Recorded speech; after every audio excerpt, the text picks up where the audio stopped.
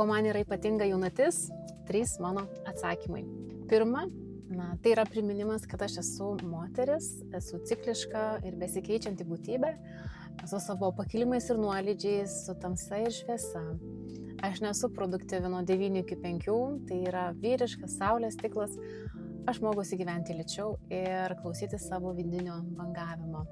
Antra, tai yra kvietimas atsinaujinti. Jaunatis tai yra naujų pradžių metas, kuomet tampame lyg derlinga dirva, į kurią galime sėti savo norų ir svajonių sėkleles. Tai yra toks puikus ir palankus metas savęs pasiklausti, kaipgi aš jaučiuosi šiuo metu, kaip jaučiasi mano kūnas, ko jisai prašo, ko prašo mano širdis, kaip galėčiau dar labiau savim pasirūpinti.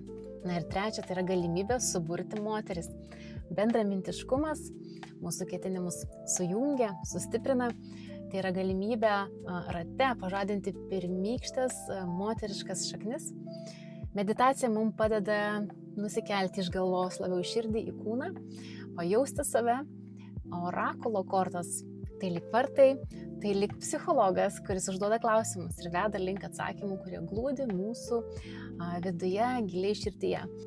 Moterų ratas pažadina intuiciją ir leidžia prisiminti, kasgi svarbiausia šiuo metu yra tau.